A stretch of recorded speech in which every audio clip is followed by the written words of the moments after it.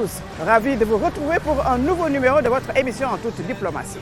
Aujourd'hui, je vous emmène à la découverte d'un pays ami du Sénégal, un pays d'Afrique du Nord dont les relations avec le Sénégal remontent à des temps immémoriaux. Des montagnes de l'Atlas aux plages de l'Atlantique, du silence du désert à ses villes animées. Son histoire, sa culture, son architecture, mais surtout sa tradition de l'hospitalité ont fait que bon nombre de nos compatriotes en ont fait leur terre d'adoption. Il s'agit bien sûr du royaume du Maroc ou encore le royaume chérifien, en référence au souverain alaouite, descendant du prophète de l'islam, paix et salut sur lui, qualifié de chérif. Et aujourd'hui, nous avons le plaisir d'être reçus par son Excellence M. Hassan Nassiri, ambassadeur du Maroc au Sénégal. Avec lui, comme à notre habitude, nous allons passer en revue les relations d'amitié et de coopération entre le Maroc et le Sénégal. Et sans plus tarder, je vous invite à aller le retrouver. Bonjour, Excellence. Bonjour madame, vous allez bien? Bienvenue au Maroc. Merci beaucoup. Merci à vous. Merci de nous accueillir chez vous. Dalal. Ah, Dalal. Merci beaucoup. Golo. Dalal. Merci. Vous allez bien?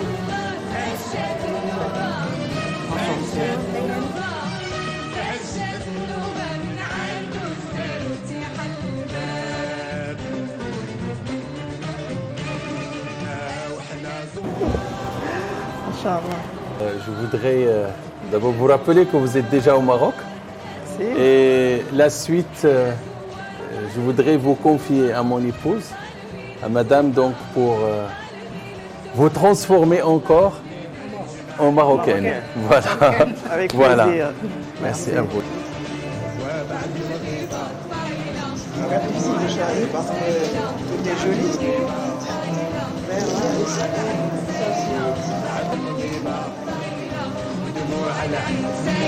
وبعد الغيبة أو دموع العين وبعد الغيبة أو دموع العين وبعد الغيبة أو دموع العين وبعد الغيبة أو دموع العين وبعد الغيبة أو دموع On le surnomme la porte de l'Afrique ou encore le carrefour des continents. Le Maroc est délimité au nord par le détroit de Gibraltar et la Méditerranée, au sud par la Mauritanie, à l'est par l'Algérie et à l'ouest par l'océan Atlantique. Trait d'union entre l'Afrique, la Méditerranée et l'Europe, le Maroc est un véritable creuset de civilisation. Le royaume chérifien est une monarchie constitutionnelle, avec à la tête le roi Mohamed VI de la dynastie des Alaouites. Le Maroc couvre une superficie totale de 710 850 km², avec 37 344 785 habitants en 2023. Le royaume du Maroc, terre africaine dont l'unité est forgée par la convergence de ses composantes arabo-islamiques, amaziques et saharo-hassani, s'est nourri et enrichi de ses affluents africains, andalous, hébraïques et méditerranéens. Le Maroc est la 5e puissance économique en Afrique, 11e pays africain en nombre d'habitants et 25e en superficie. En 2020, il occupe la 53e place au classement Doing Business. 2 ans plus tard, il est classé 70e position pour l'indice mondial de l'innovation. L'État marocain fait partie de plusieurs organisations mondiales et sous-régionales, ONU, Ligue arabe, Union africaine, OIF, entre autres. La relation Maroc-Sénégal occupe une place à part de la diplomatie royale. C'est une relation faite à la fois de solidarité et de coopération que Sa Majesté, le roi Mohamed VI, a voulu orienter vers le bénéfice mutuel pour donner un modèle de coopération interafricaine et de coopération sud-sud. L'excellence de leurs relations s'est manifestée lors de la prestation de serment du président nouvellement élu, Bassirou Diomaye Diakhar Faye. Le roi Mohamed VI avait dépêché une délégation marocaine à Dakar. Les hautes autorités sénégalaises ont décidé de poursuivre cette belle dynamique de coopération. La visite du ministre de l'Intégration africaine et des Affaires étrangères, Yassine Fall, s'inscrit dans la continuité. Cette rencontre a été l'occasion de discuter de l'état d'avancement du méga-projet de gazoduc ouest-africain Nigeria-Maroc et des modalités de renforcement de la coopération. Une fois achevé, ce projet va améliorer les conditions de vie des populations et renforcer l'intégration économique régionale.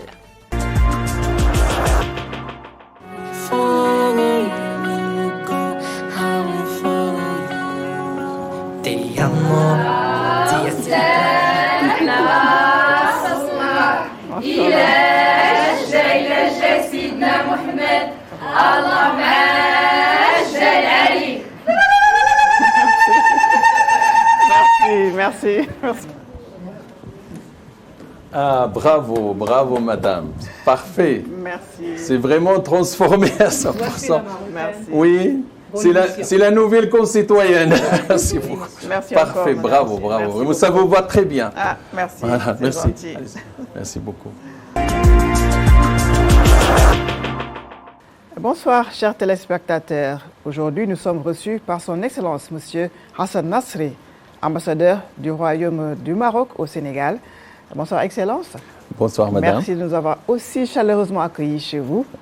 Ok, oui, vraiment, c'est un plaisir pour moi aussi. Merci Alors, beaucoup. est-ce que vous pouvez vous présenter à nos téléspectateurs? Je dirais, je suis Hassan Nassiri, comme vous venez de le dire. Donc, je suis ambassadeur de Sa Majesté le Roi Mohamed VI, ici à Dakar, depuis janvier 2022. Voilà, donc, je suis diplomate de carrière, donc ça fait... Toute ma carrière s'est passée au ministère des Affaires étrangères et je continue. Donc, j'ai eu l'honneur et le plaisir de pouvoir servir ici dans ce pays très important pour nous et puis auquel nous sommes très attachés sur tous les plans. Dakar est votre premier poste ou bien vous avez déjà eu à servir ailleurs? Oui, c'est mon deuxième poste d'ambassadeur. J'avais déjà fait un autre poste où j'ai passé 10 ans en tant qu'ambassadeur, donc c'est mon deuxième poste d'ambassadeur. Merci. Espérons que vous allez passer 20 ans ici au Sénégal alors. Alors, Excellence, les relations entre le Maroc et le Sénégal, ça date vraiment de temps immémoriaux. Est-ce que vous pouvez nous dire à quand remontent ces relations diplomatiques d'amitié et de coopération entre nos deux pays? C'est une question un peu d'ordre historique, mais je vous dirais qu'il y a, en fait, si vous voulez, plusieurs niveaux pour parler de la date exacte. Disons que, d'abord, c'est des relations très anciennes et ces relations ont connu, si vous voulez, des marqueurs importants. Par exemple, avec l'arrivée de l'islam déjà, il y a plus de 14 siècles, il y a l'ère donc des Almoravides, donc c'était au 11e, 12e siècle. Mais avant l'islam, on a vraiment retrouvé les vestiges et les traces d'une relation humaine qui a existé entre nos deux pays. Nos relations aussi, parmi les dates marqueurs, donc il y a cette période donc du protectorat au Maroc et de la colonisation au Sénégal. Pendant ce temps-là, les relations ont continué à tous les niveaux. Je parlais des relations entre surtout la société civile, les composantes de la société marocaine et de la société sénégalaise. C'est pourquoi au Maroc, le Sénégal est très connu, c'est très ancien. Et parfois, les gens ont tendance même à confondre le Sénégal avec le reste de l'Afrique au sud du Sahara. Il y a des Marocains qui pensent que parfois que le Sénégal, c'est toute l'Afrique au sud du Sahara. Donc, c'est vraiment des relations anciennes. Et comme vous le savez, nous avons ici aussi des familles maroco-sénégalaises. Il y a des générations de familles maroco-sénégalaises donc, qui sont là depuis au moins le fin 18e, 19e siècle et qui ont commencé à s'installer à Saint-Louis. Et après, ils ont continué vers Rufisque, Tivaouane, puis Dakar. Donc c'est une relation extrêmement symbolique, si vous voulez, parce que tout y passe dans cette relation. Il y a les aspects étatiques qui sont modernes en quelque sorte, mais c'est des relations qui ont existé avant, entre les commerçants, entre les familles religieuses, entre les musulmans, tout court des deux pays, et aussi des relations qui se sont renforcées avec nos indépendances respectives. Je vous dirais par exemple qu'en 1960 déjà, le Maroc a été co-sponsor de l'entrée du Sénégal aux Nations Unies en 1960. Immédiatement après, c'est-à-dire la première année de l'indépendance du Sénégal. Le Maroc était indépendant depuis 1956. Donc la première des choses, sponsorisant le Sénégal pour qu'il soit membre à part entière aux Nations Unies. Donc c'est pour vous dire que c'est vraiment tout ce qui se passe entre nous est très symbolique. Je vous dirais autre chose, juste à titre de rappel. Par exemple, en novembre 1955, quand feu le roi Mohamed V revenait de l'exil à Madagascar, et son avion a fait escale à Dakar, à l'aéroport de Yoff. Imaginez à l'époque le Maroc sous le protectorat, ici le Sénégal sous la colonisation, et les familles sénégalaises les plus importantes, conduites à l'époque par Seydou Nourou, donc Tal, il s'était déplacé à l'aéroport de Yoff pour accueillir le feu le roi Mohamed V. Mais avant, il y a aussi une délégation qui s'est déplacée discrètement à Madagascar pour y rencontrer et exprimer leur soutien au roi à l'époque, au roi en exil. Et vous pouvez imaginer dans quelles conditions, parce que les deux pays n'étaient pas encore indépendants. Donc ça, c'est juste si vous voulez, des dates. Voilà, c'est pour vous dire que c'est des relations anciennes, très anciennes, et ils sont sacralisés de part et d'autre, parce que quand on parle du Sénégal au Maroc, surtout à des niveaux, donc le Sénégal est choyé en quelque sorte dans nos relations avec l'étranger. Et à titre d'exemple aussi, nous avons une convention d'établissement avec le Sénégal qui permet aux Sénégalais de s'installer au Maroc et aux Marocains de s'installer au Sénégal. Et c'est une convention qui a été signée en 1964. Imaginez que ça fait maintenant 60 ans qu'il existe et ça permet vraiment aux uns et aux autres de s'installer en toute, vraiment comme nationaux. Donc ça c'est en 64. Et en 64, vous vous rappelez aussi, c'était la Grande Mosquée. Et la Grande Mosquée, il a été inauguré à l'époque par feu le roi Hassan II et le défunt Léopold Sédar Senghor. Imaginez le musulman et le chrétien qui a inauguré une mosquée à Dakar. C'est extraordinaire. Donc c'est pour vous dire que c'est très ancien. C'est pourquoi c'est un legs historique que de part et d'autre, nous essayons non seulement de préserver, mais aussi de perpétuer et de le transmettre aux générations montantes. Excellence, après tout ce que vous venez de me dire, est-ce que votre tâche va être facile finalement, puisque tout est déjà fait, tout est huilé, et quel sera votre rôle dans ce cas, puisque tout roule? Je ne sais pas si vous me demandez de partir, il n'y a pas de problème. Non, pas du tout, mais je me dis, est-ce que dans ce cas-là, il reste des choses à faire, vu vraiment que tout roule, comme j'ai dit? Oui, je vous comprends. Moi, je poserai la question autrement. En arrivant ici, je me disais, mais comment gérer tout ça? N'est-ce pas? C'est pas comment gérer tout ça, parce que c'est une relation multidimensionnelle.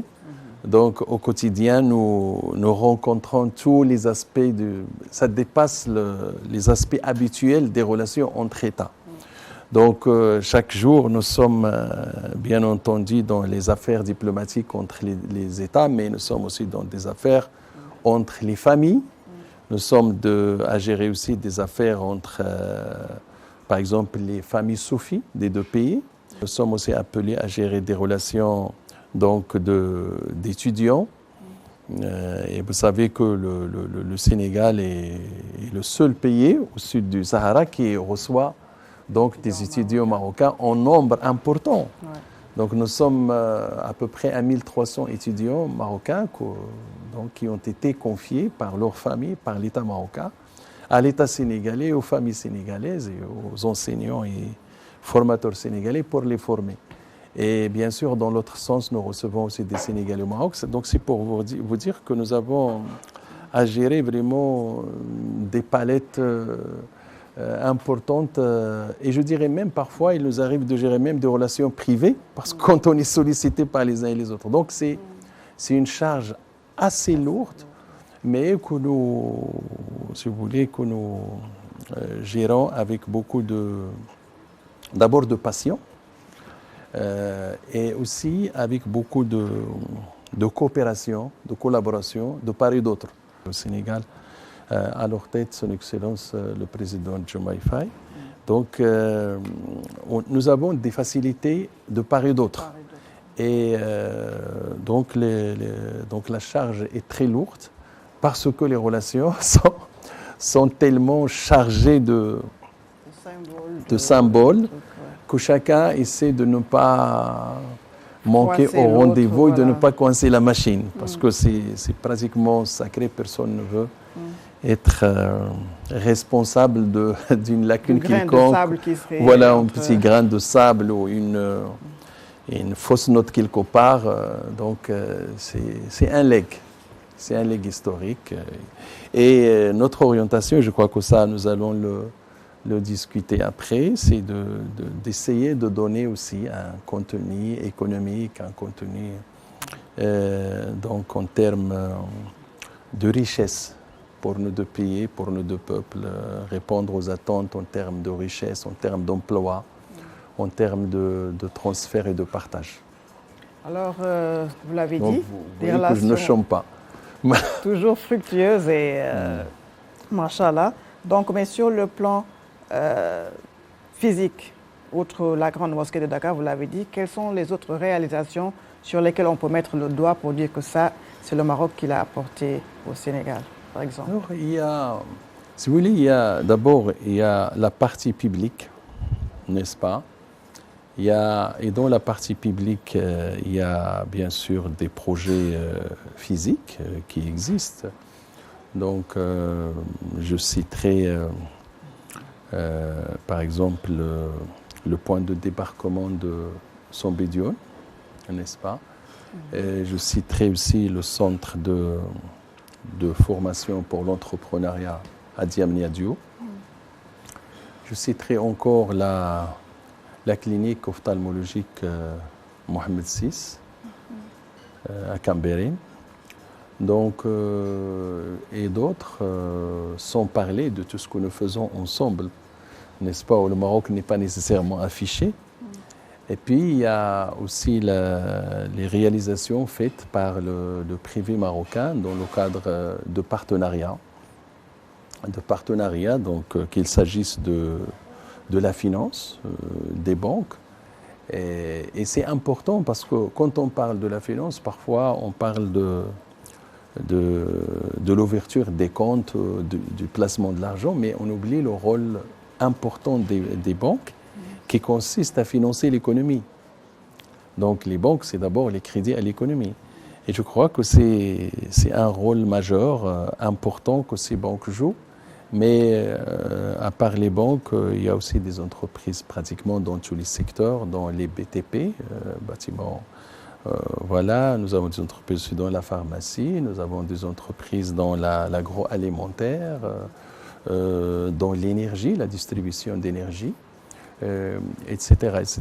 Donc il y a vraiment une présence assez dynamique. Alors, le Sénégal a toujours apporté son soutien au Maroc pour la sauvegarde de son intégrité territoriale, vous comprenez ce que je veux dire. Alors, les deux pays partagent, comme on l'a dit, une convergence de vues sur certaines questions internationales et régionales.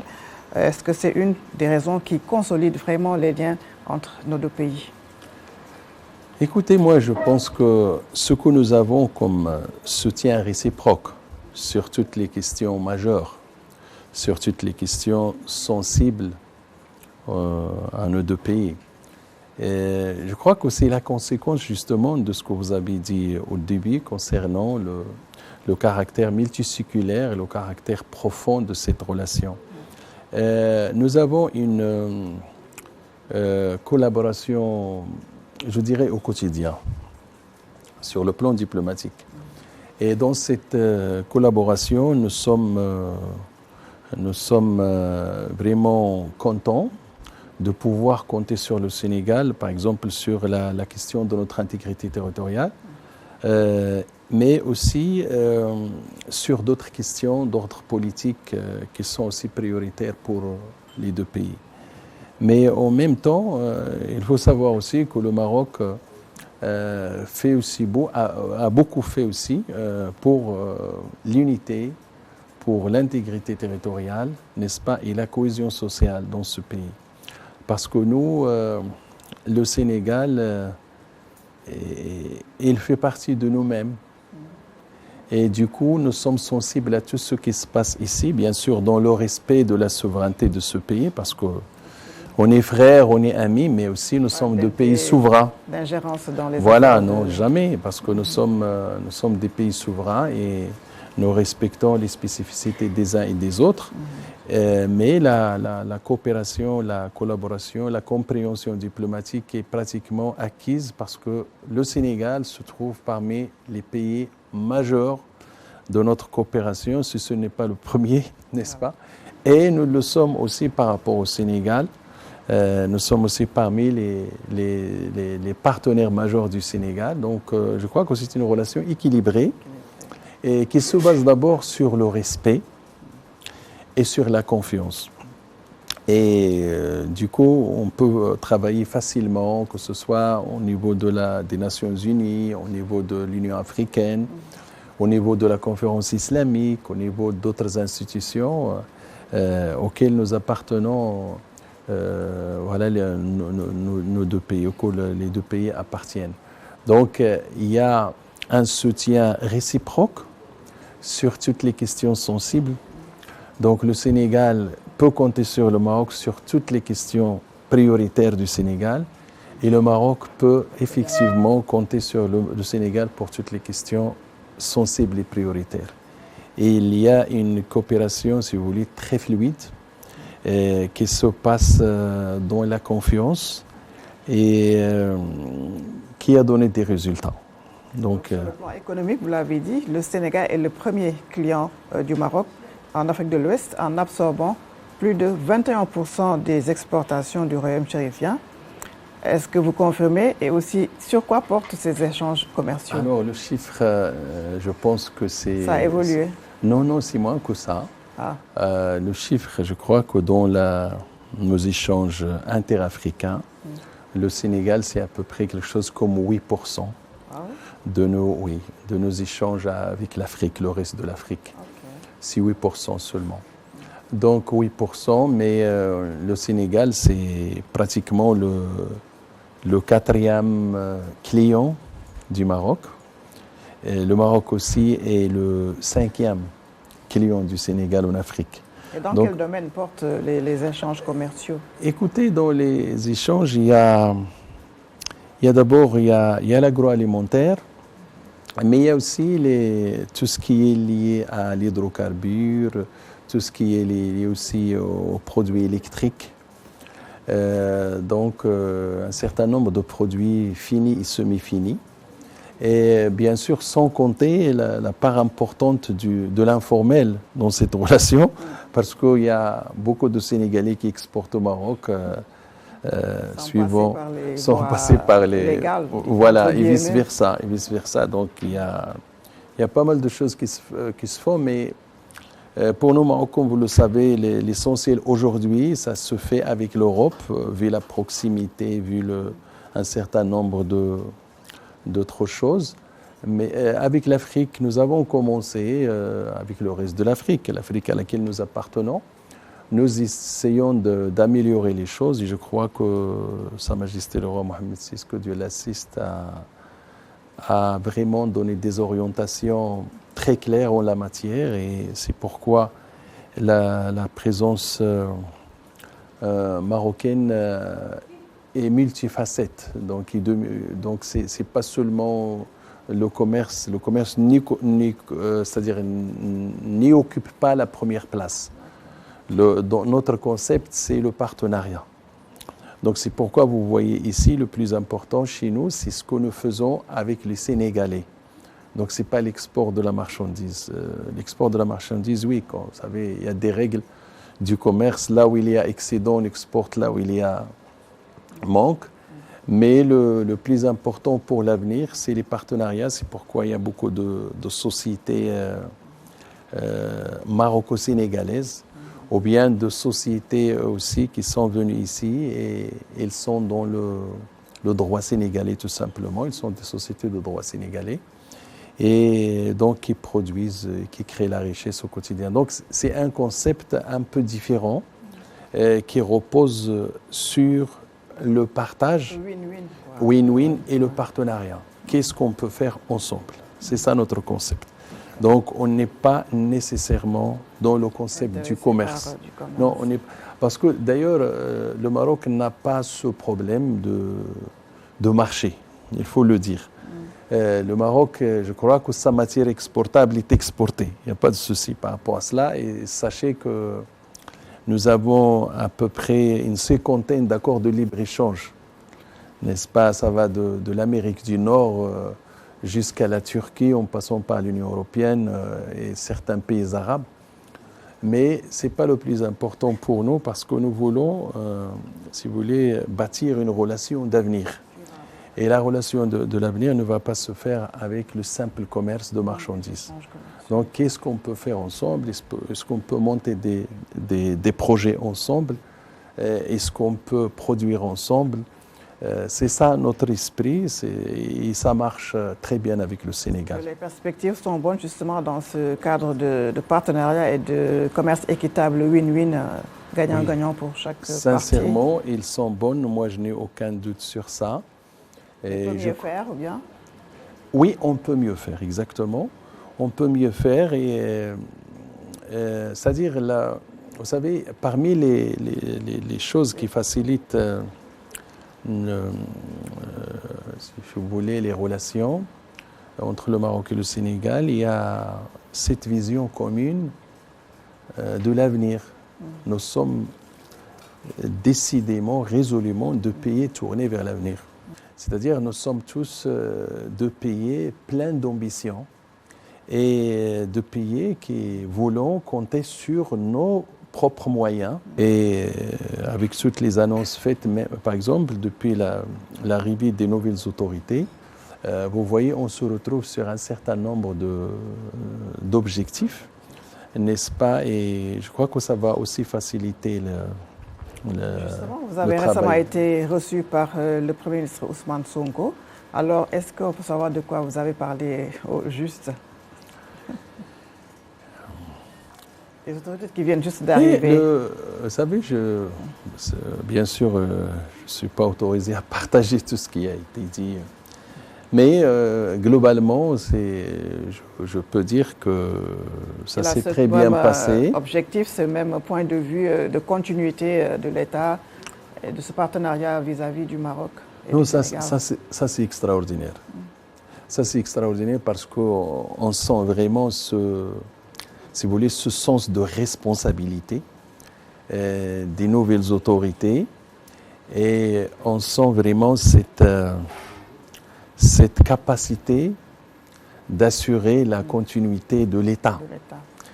Et sur ça, moi j'ai... Il y a beaucoup de chantiers qui vont être... Il y a beaucoup de chantiers, voilà. Et puis moi j'étais impressionné parce que j'ai échangé avec le Premier ministre. Le Premier ministre connaissait parfaitement le Maroc, connaît parfaitement les relations.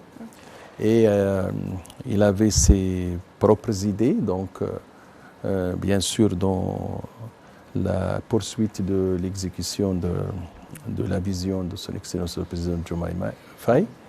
Et je crois que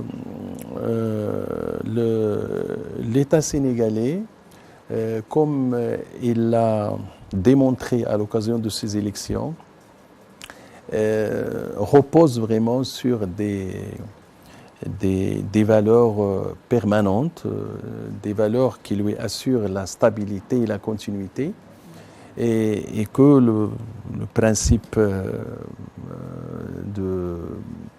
Vous savez, il y a le style qui change des gens, il y a la méthode qui change, il y a l'organisation qui change. Mais je crois que la direction du Sénégal, le Sénégal se dirige, Inch'Allah, vers plus de prospérité, vers l'émergence, vers plus d'efficacité, oui, et d'efficacité aussi dans l'action. Et en tout cas, nous partageons beaucoup de choses, si ce n'est pas toutes les choses concernant ces questions-là. Et nous sommes heureux de pouvoir travailler, continuer à travailler avec des hommes et des femmes, n'est-ce pas, tournés vers l'avenir. C'est le plus important, parce que l'ambition, vous savez, l'ambition, elle est motivante. Quand on a des ambitions, quand on vise haut, c'est vraiment extraordinaire. Ça permet de tirer tout le monde vers le haut, vraiment. Alors, vous avez aussi récemment rencontré le nouveau ministre de l'Industrie et du Commerce. C'est le maire d'une localité qui a déjà expérimenté des modèles réussis d'industrialisation. Alors, est-ce que cette audience laisse entrevoir des perspectives peut-être dans ce sens, à aider les collectivités locales, par exemple, à mettre en œuvre des genres de modèles achevés comme ça, réussis? Alors, franchement, moi, j'étais impressionné par les réalisations de maire de Sandiara, l'actuel ministre de l'Industrie et du Commerce. Et je sais que des entrepreneurs marocains l'ont accompagné dans son aventure. Parce que c'était un pari risqué, mais réussi. Mais réussi, vraiment. Donc, je crois que c'est un bon modèle de coopération. Bien sûr, c'était ouvert pour tout le monde, pas seulement pour nous, les Marocains. Mais elle a réussi quelque chose d'important pour nos pays, parce que je crois qu'il est grand temps de décentraliser, déconcentrer, pour qu'on puisse bénéficier de toutes les énergies locales, régionales. Que les populations se prennent en charge elles-mêmes sans toujours attendre tout de l'État.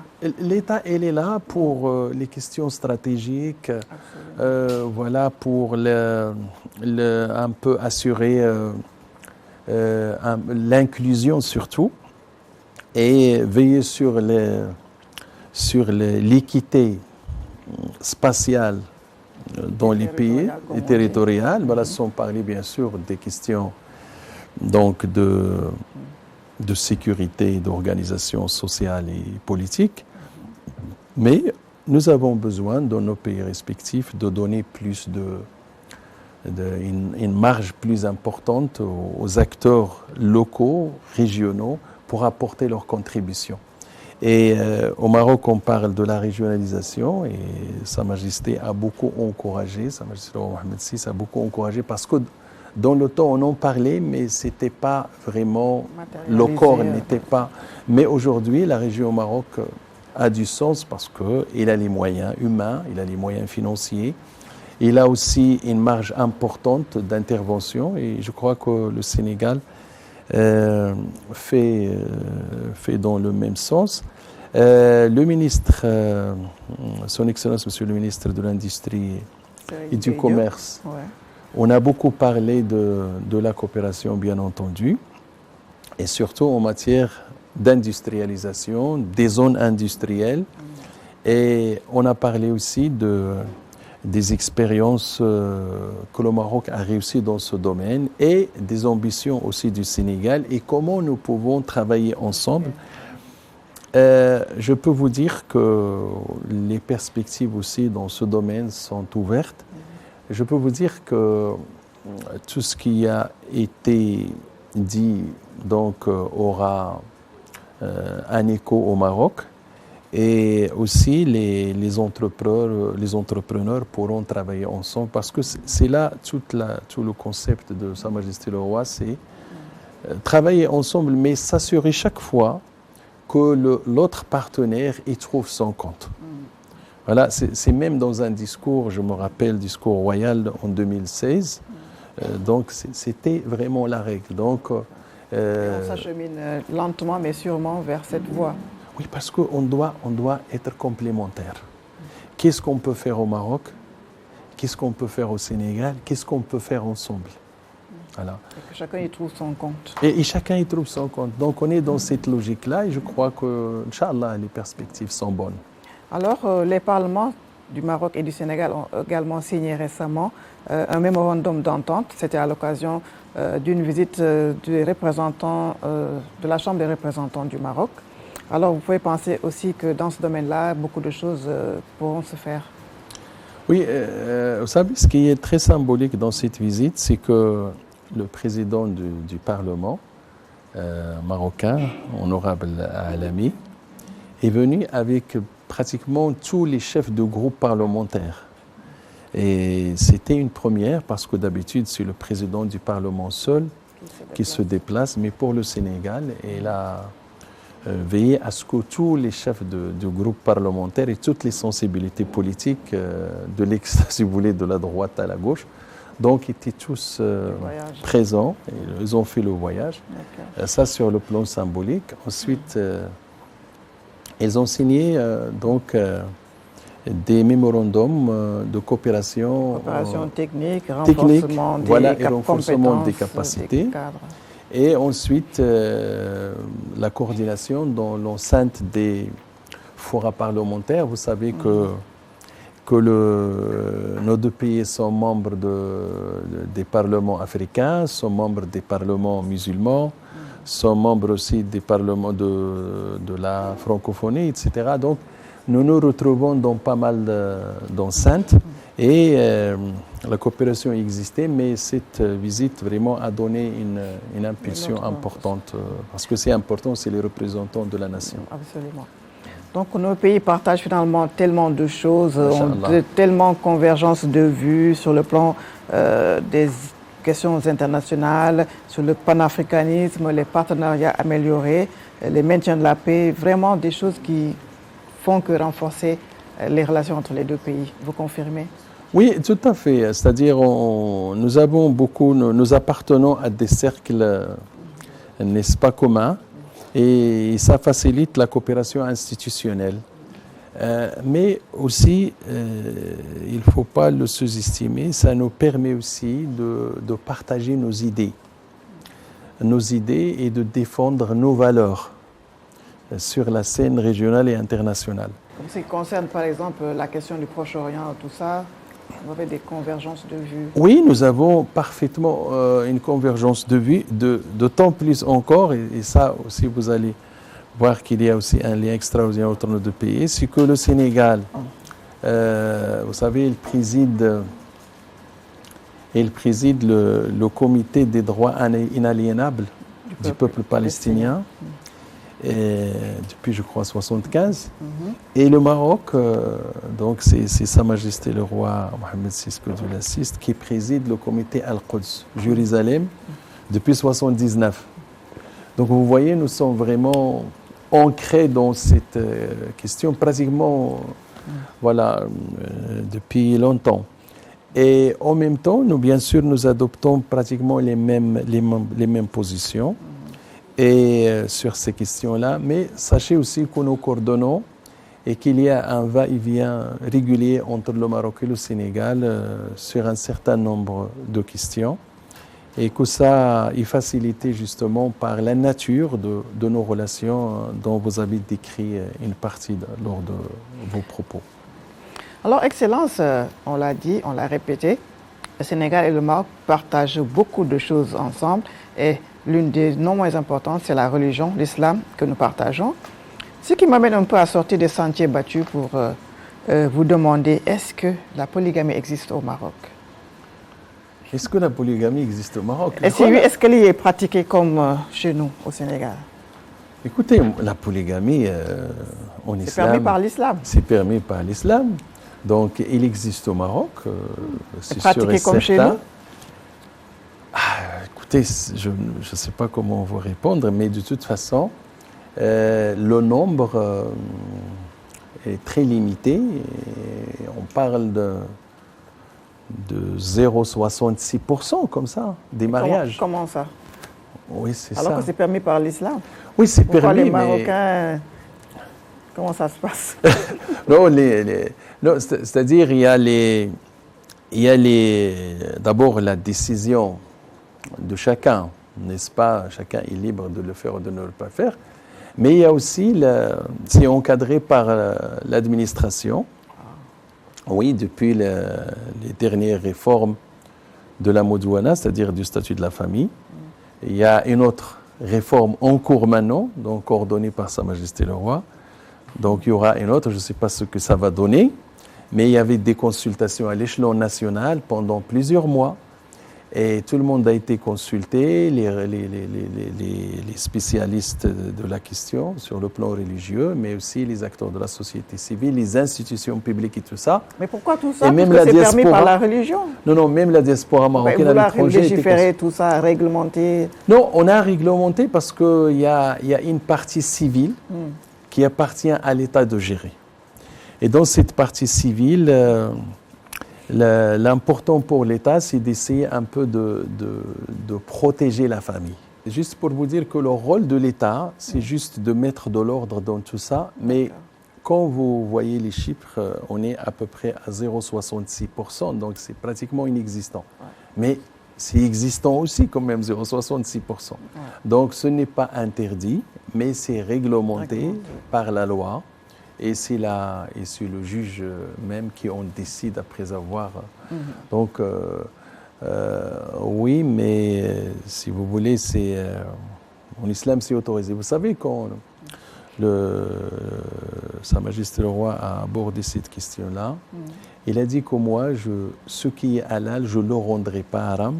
Et ce qui est haram, je ne le rendrai pas halal. Mais je mets de l'organisation. Alors, Excellence, nous sommes presque arrivés au terme de l'émission. On va parler un peu de ce que les gens attendent. On se moque beaucoup de moi en disant que je ne fais que manger pendant les émissions. Alors... aussi, ils mangent. Le Sénégal a son tchéboudiou, le Maroc son couscous marocain, qui est déjà bien ancré dans le menu des familles sénégalaises. Est-ce que vous avez autre chose à nous faire découvrir aujourd'hui de la gastronomie marocaine? J'ai vu que Madame vous a préparé, je pense, 3 plats. Donc les jaloux ne vont pas apprécier, n'est-ce pas? Mais l'équipe est chez elle, n'est-ce pas? Et puis les 3 plats, c'est pour la dégustation. Le couscous, c'est vrai qu'il est connu partout, dans le monde entier. Il est même devenu plat national pour un pays européen. Donc ça, c'est important, c'est connu. Mais aussi, un deuxième plat que beaucoup de Sénégalais connaissent chez nous, qui est très traditionnel, c'est le tagine. Et je suis sûr que parmi ces plats, il y a aussi mes plats de préférence par hasard. D'accord. Donc on va les partager tout à l'heure. D'accord. Voilà. Okay. Mais je suis aussi très regardant donc côté de la cuisine sénégalaise. Parce que moi, j'ai aussi le tchéboudienne qui se prépare à la maison. Donc, en alternance avec le couscous. D'accord. Donc, on fait soit le couscous, soit le tchéboudienne. Et on fait le même, bien sûr, tchéboudienne, vous avez les droits d'auteur. Mais on y ajoute, on le présente un peu parfois comme on fait pour le couscous. Mais il est présent chez moi, il est introduit, il se fait régulièrement. Vraiment. Mais sachez aussi qu'au Maroc, la cuisine sénégalaise commence à pénétrer. J'ai remarqué au sud du Maroc, par exemple, si vous allez à la ville de Dakhla, il y a au moins 3 restaurants qui font la cuisine sénégalaise. Il y a même le bissap, par exemple, qui est maintenant dans les cafés. On le sert comme jus, donc ça commence. Alors, Excellence, à part la gastronomie, est-ce que vous avez d'autres choses du Maroc à nous faire découvrir ici, de l'artisanat, des choses typiquement marocaines? Oui, j'ai prévu de vous montrer quelques... Oui. C'est-à-dire il y a des objets, il y a aussi quelques tableaux, de peinture on peut aller les voir. aussi à vous montrer, Oui. je pense. Oui. Ouais. Avec plaisir. Ouais.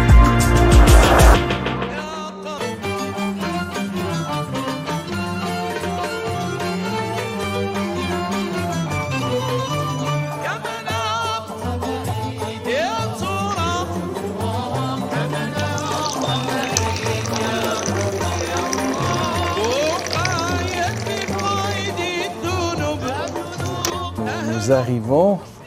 Ici, c'est une pause thé qu'on a prévue. Donc, c'est un peu la cérémonie habituelle de thé. Et on a aussi deux invités, je dirais exceptionnels, parce que c'est des Marocaines qui font de la médecine ici à Dakar. Et, Masha'Allah, il y a madame qui fait la... Sharifa, vous êtes en 6e, non? 7e. 7e année. Et puis, vous avez aussi, vous pouvez vous reposer, 5e année. D'accord. Alors, vous pouvez prendre un thé ici, D'accord. reposez-vous, Vas-y. n'est-ce pas? Il y a quelque chose dont je voulais te parler, c'est que Sharifa, par exemple, chante normalement bien. N'est-ce pas? Je ne sais pas s'il n'est pas timide elle est aujourd'hui. Médecin elle chante. chanteuse. Médecin chanteuse. Oui, médecin chanteuse, exactement. Il le fait très bien. En tout cas, Donc maintenant, il suffit. c'est inédit ça. Oui. Merci. Voilà, Choukran. peut-être. Merci beaucoup. Merci.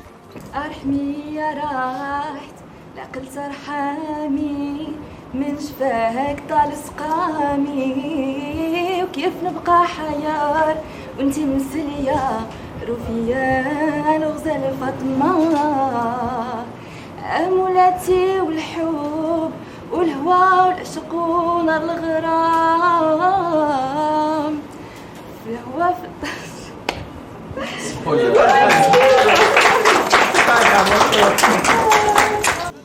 يشود بالصبابة والأسى يزكون دعواي إذا جئت أدعي. Vous savez, au Maroc, il y a la partie donc, où il neige, il y a les plages, il y a aussi le désert. Donc il y a la montagne, il y a la plaine, il y a tout ça. Donc ça, généralement, c'est dans les zones montagnardes, c'est le Moyen Atlas. Le Moyen Atlas, donc on a ces types-là qu'on utilise parce que c'est des populations qui doivent quitter quand il neige et qui doivent revenir après, ils doivent s'installer dans les plaines quand il faisait. Voilà, donc il utilise ça. Voilà. Des trucs anciens aussi à l'époque pour l'eau et tout ça. Voilà. Voilà en résumé certains éléments représentatifs. Et voilà un peu de patrimoine. Et on retrouve les valeurs communes en quelque sorte. Et maintenant, je crois qu'on va passer voir de l'autre côté, qu'est-ce qu'on nous mijote, n'est-ce pas, à la cuisine.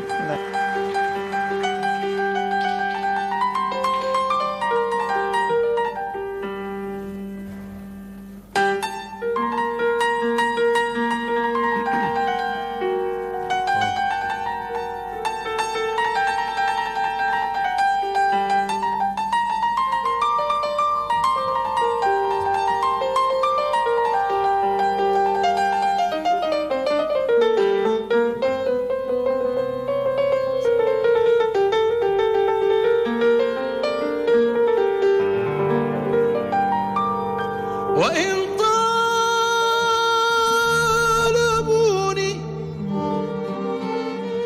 Ce décor, voilà, à manger. somptueux. Donc, et vous voyez qu'il y a un travail Oui, ça, c'est un travail incroyable d'orfèvre, en comme on termes dit. de gravure, en Tout ça termes là, de... c'est de l'artisanat marocain. C'est l'artisanat Fait main. marocain, c'est vraiment millénaire et ça se fait à grande échelle au Maroc. Ah, c'est super. معي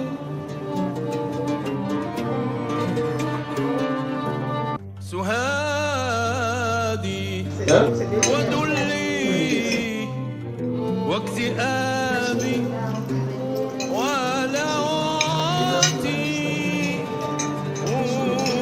وجدي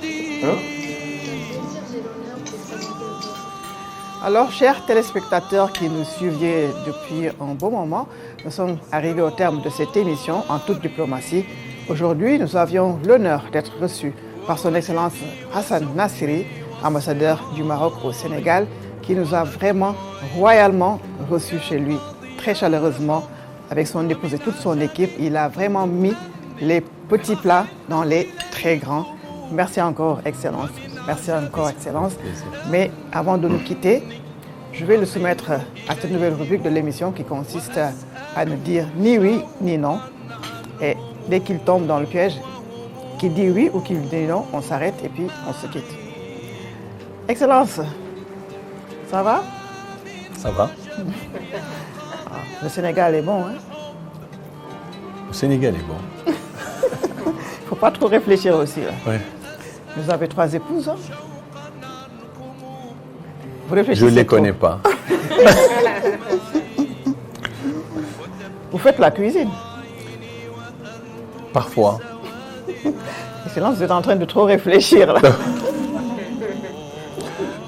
N'est-ce pas? Vous voulez que je vous dise ce que vous aimez entendre?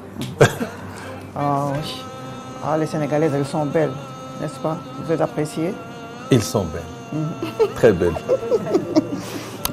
Ah là, Ils sont vous, chez eux. vous me prenez au dépourvu comme ça. Là. Non, j'attends juste... Vous êtes adepte de la polygamie. moi. Il réfléchit trop. Oh, vous disiez que... Vous m'avez posé la question sur les 3 épouses. C'est parce que madame est là que vous voulez pas l'accepter, mais on m'a dit que vous avez une épouse sénégalaise. C'est à madame de répondre. Elle n'en sait rien parce que c'est un taco-souffle, vous l'avez fait en cachet. Ça, c'est une bonne stratégie. Si je réussis à le faire, c'est bien.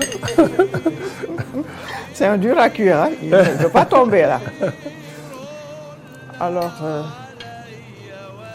vous attendez le roi Mohamed VI? Inch'Allah. Inch'Allah. Je sens qu'il ne veut pas tomber. Hein? Il suffit de Excellent, le pousser ça. à tomber. Il Hein? finira par tomber. Mais Excellence, vous parlez Wolof quand même. Pas encore. Il ne veut pas tomber. Alors, est-ce que ça vaut la peine de pousser encore Il faut plus bas? absolument que je tombe. Oui, c'est ça que je veux, mais apparemment, là, vous faites très attention pour ne pas tomber. Oui, je crois que ça va. Ceebu jën neex na?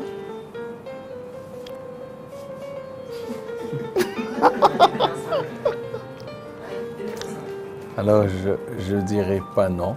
Ah Finalement, il est tombé dans le piège, sans le faire exprès. Je dirais pas non. Ah, il a tenu, mais il a dit non, finalement, sans le faire exprès. Donc, voilà, il a fini par tomber, malgré lui. Alors, Excellence, avant de nous quitter, est-ce que vous avez un dernier mot? Non, sauf à vous remercier, à remercier la dynamique équipe qui s'est investie totalement donc, pour la réussite de ce tournage, qui a aussi mobilisé toute l'équipe de l'ambassade. Donc je remercie aussi tous les membres de l'ambassade qui m'ont assisté, qui nous ont assistés dans sa réalisation. Et je remercie bien sûr mon épouse qui a veillé sur le plus important, n'est-ce pas?